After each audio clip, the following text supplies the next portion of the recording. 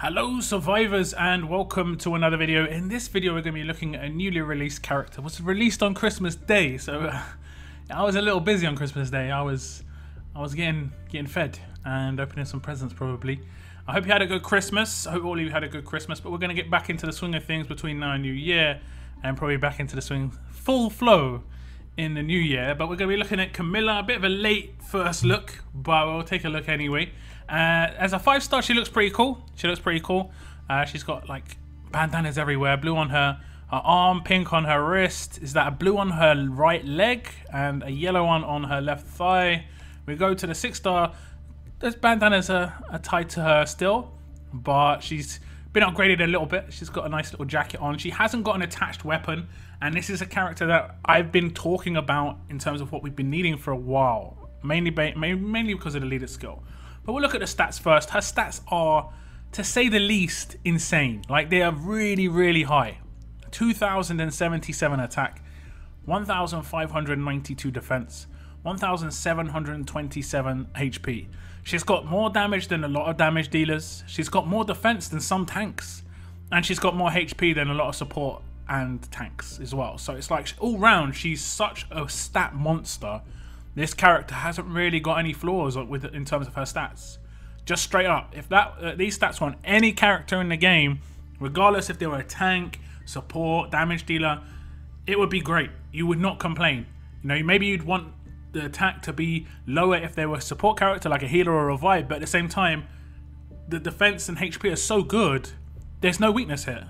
She is classified as a damage dealer for her role as well, so it is surprising that her defense is nearly 1,600. You know, that is really surprising.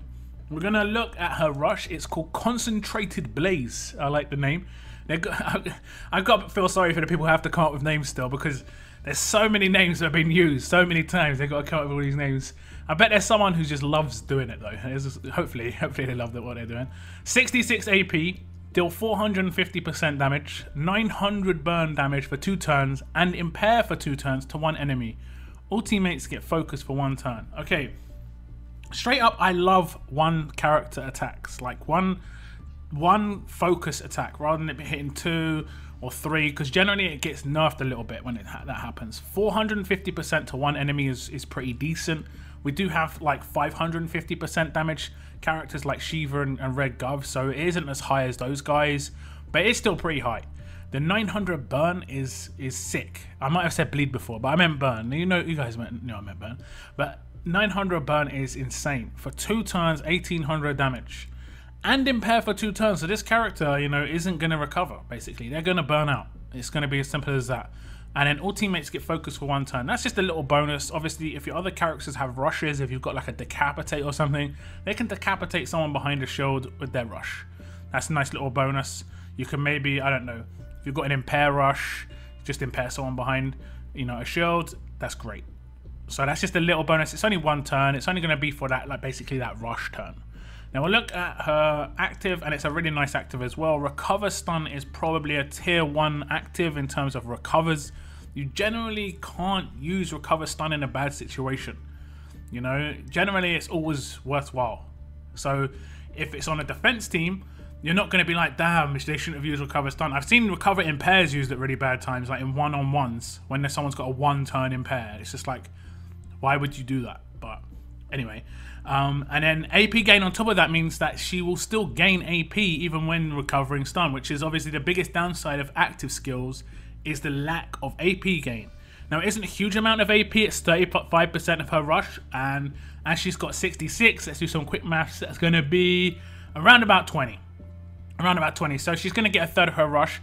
But if she's on attack or a defense team and she's the leader and she's got a very large or huge weapon, she will get her rush with 1 more attack. So this is basically like doing an attack for her in terms of gaining her rush.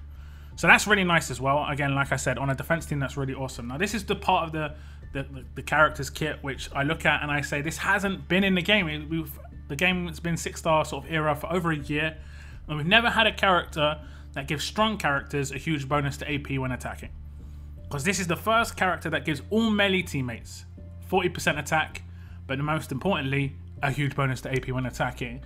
And strong teammates have only been able to gain that from rainbow leads in the past. You know, like your Madisons and your Carlys, you know, other characters here. No strong characters have been able to get leader skills of huge bonus. It's always been very large from the Rainbow Lead. So this is a nice little extra. This has been needed. It's basically the same as Rise to Power Rix, but Rise to Power Rix gives to fast, and obviously Camila here gives to melee. So this is really good. Now I think all round she's a great character. Now that Adrenaline Rush is going to have such good synergy with the free-to-play character effectively now, who is Naya, who is in the season store. And obviously with this character, if you rush with this character, Naya can just basic attack that character that's on fire, and it will spread that 900 damage burn for 2 turns to someone adjacent. So there'll be 2 characters who've got that 900 burn for 2 turns.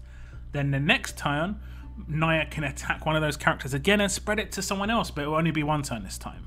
Rather than 2 turns 900, it'll be 1 turn 900. But it'll still be 900 damage, which is more than a basic attack would do. So that's a really just a lot of damage. It also attacks behind bonus HP. It also attacks behind Guardian Shields, I believe. It doesn't block Guardian Shields don't block bleed or burn, I'm pretty sure. So that's really strong. And this is something I've always thought about. They don't really release characters within free-to-play and then release a good synergy character within promo to promote, you know, you buying a character. Generally, it's 2 characters within promo. And unless you're someone who spends regularly, you're not going to want to buy 2 characters or go heavy for 2 characters. You're only going to maybe be able to do 1. So you're generally better off saving your pools for someone like a Disarm or a Decapitate or a Revive. Basically the overpowered characters. Whereas someone like this who's a little bit more niche, now you have the potential of wanting to pull for this character because you could have Naya already. And I think she's a good leader. I'm probably going to try a Temple. I'm trying to get my queens together. I've nearly got 2,200. We're getting there. We're getting there. 1,937. We're close. If we look at the recruits and rewards, look at her 5-star art as well. When I saw this, I was like, what? Look at the eyes. She looks real. Whoever did this, I salute you, sir or madam. Big salute, because that looks really good. It's the hair and the eyes. Really well.